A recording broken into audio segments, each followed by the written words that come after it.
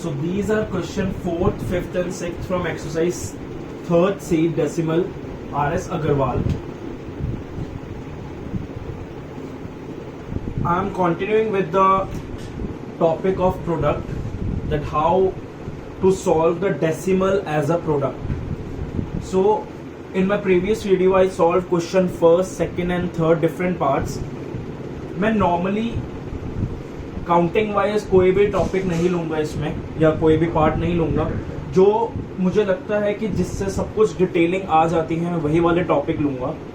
जैसे मैंने 6th and 9th part लिया है, आप इसके अलावा और भी बहुत सारे पार्ट्स ट्राई कर सकते हो, बट मैं स्पेसिफिकली इसलिए ये ले रहा हूँ क्योंकि ये थोड़े लंबे भी होते हैं और ये हेल्प करेंगे बाकी पार्ट्स को सॉल्व करवाने में.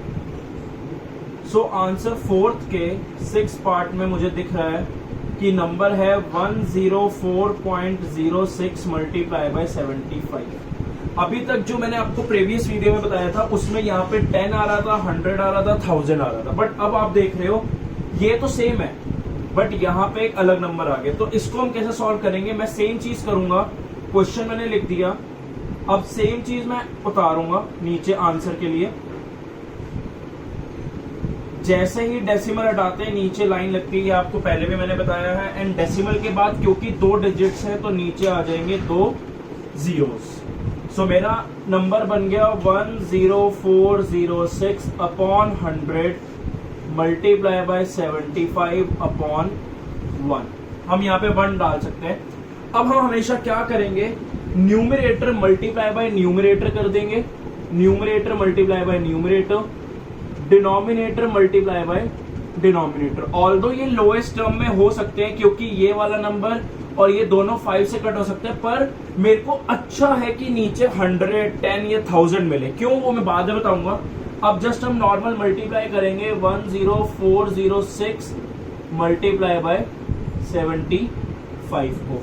This will be 6 5 30, 500 will be 3, 5 4 20, 5002, ये आ गया 5 1 5 मल्टीप्लाई 7 6 42, 700 तो नीचे आ गया 4, 7 4 28, 700 तो 2 आ गया एंड दिस विल बी 7 1 7.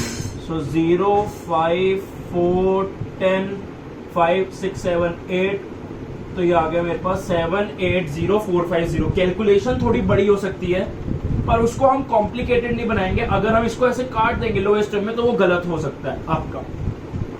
तो मेरा आ गया 780450 अपॉन 100. मैं इस एक जीरो को इस एक जीरो से काट सकता हूं क्योंकि इसके एंड में कोई भी नंबर नहीं है. अगर होता जैसे ये है, मैं इसको नहीं काट सकता क्योंकि इसके बाद नंबर्स है. तो मेरे पास आ गया 78045 अपॉन 10. अब वही चीज आ गई, नीचे एक जीरो है तो डेसिमल के बाद एक ही नंबर होएगा, तो मैं लिखूंगा 7804.5 क्योंकि डेसिमल के बाद मेरा भी एक ही नंबर आया है. सो ऐसे हम सॉल्व करते हैं जब हमारे पास दोनों नंबर्स हो 10, 100, 1000 ना हो. सेम चीज मैं इसमें करूंगा, बिल्कुल अलग चेंज नहीं होएगा. इसको भी मैं आपको करके दिखा देता हूं क्योंकि बड़ी कैलकुलेशन है. बच्चे बड़े नंबर देख के बहुत ज्यादा घबरा जाते हैं कि हम इसको कैसे कैलकुलेट करेंगे. एंड कोई दिक्कत नहीं है कि अगर आप मल्टीप्लिकेशन शो कर रहे हो, बिल्कुल दिक्कत नहीं है. बच्चों को लगता है कि भाई मल्टीप्लिकेशन शो करेंगे तो भाई लोग सोचेंगे हमारे को कैलकुलेशन नहीं आती. ऐसा कुछ भी नहीं है, आपको बस आंसर ठीक देना है. कैलकुलेशन आप करो पर प्रॉपर तरीके से, ये नहीं कि कहीं भी कैलकुलेशन कर रहे हो. जैसे 9 पार्ट है 0.00125 मल्टीप्लाई बाय 327. सेम चीज करूंगा, पहले मैं क्वेश्चन को से एज इट इज उतार दूंगा इंटू 327. इसको डेसिमल हटाया अपॉन ये कर दिया.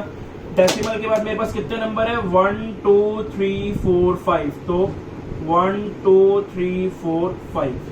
अब मेरे पास ये जीरो की कोई वो नहीं इंपॉर्टेंस, तो मैंने किया 125 अपॉन 1 2 3 4 5 मल्टीप्लाई 327 अपॉन 1, 327 सॉरी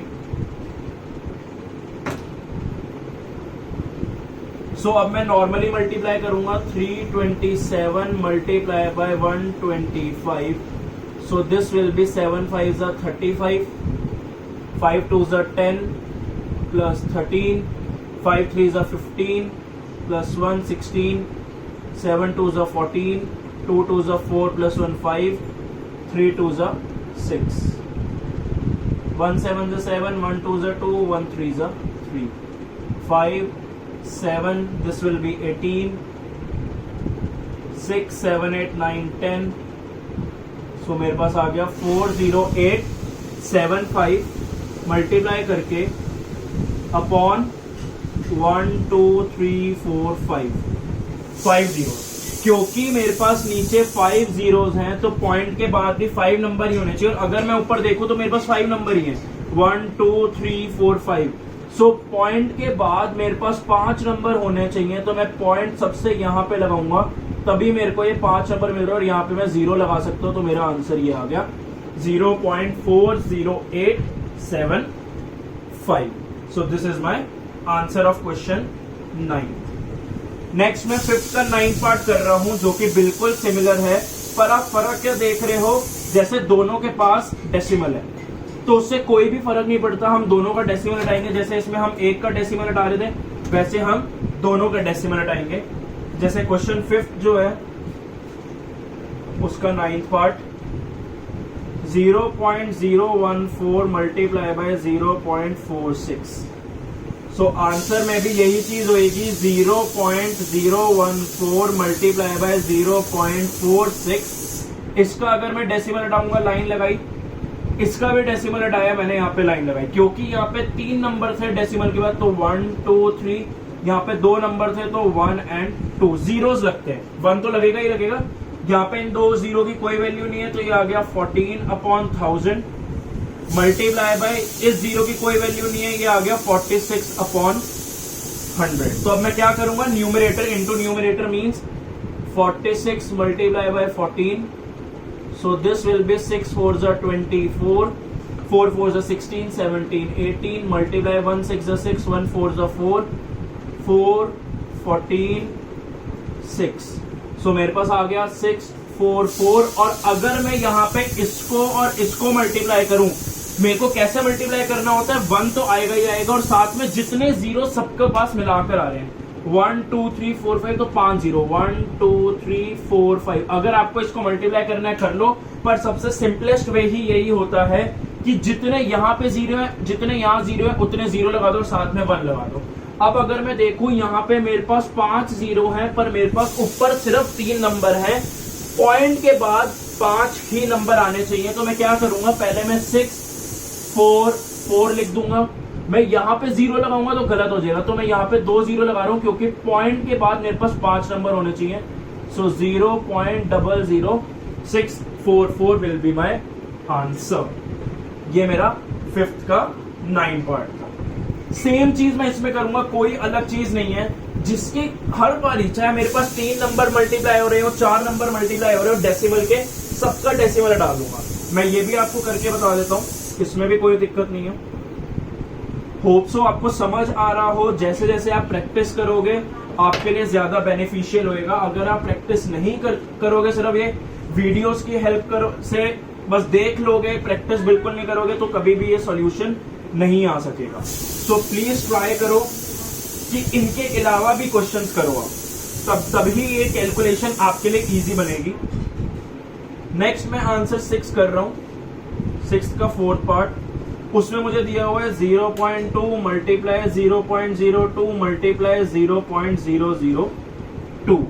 मैंने सेम चीज करनी है, पहले क्वेश्चन लिखूंगा, जो मेरे को दिया हुआ है वो एज इट इज मैं लिख दूंगा 0.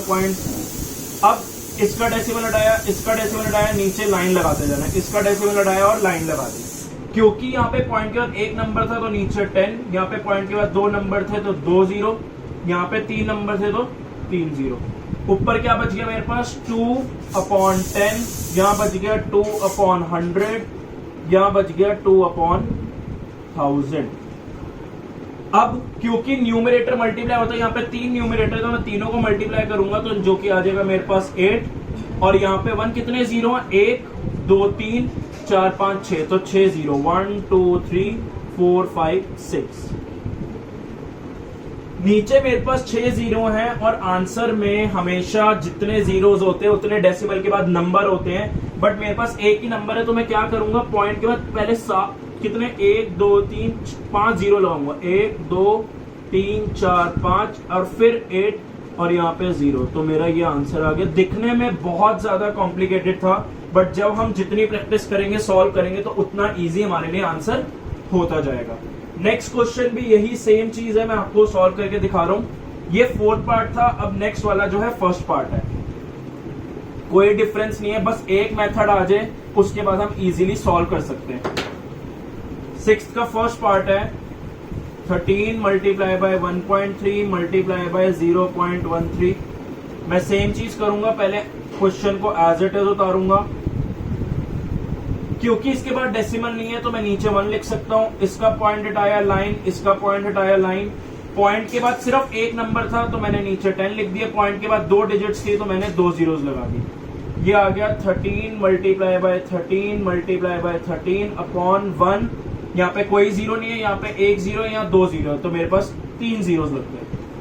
13 इंटू 13 होता है 169, तो 169 इंटू 13 जब मैं करूंगा ये आ जाएगा 9 3 ज़ा 27, 6 3 ज़ा 18, 19 20, 3 1 ज़ा 3 4 5 और ये आ जाएगा 9 6 1। सो दिस विल बी 7 9 11, तो ये आ गया 2197 अपॉन 1000। क्योंकि नीचे 3 जीरो है, सो पॉइंट के बाद भी 3 नंबर होने चाहिए, तो ये आ जाएगा 2197 और पॉइंट के बाद 3 नंबर, तो मैं यहाँ पे पॉइंट लगा दूंगा, तो मेरा ये आंसर खत्म। सो ऐसे हम सॉल्व करते हैं जब भी डेसिमल में मल्टीप्लिकेशन आती है।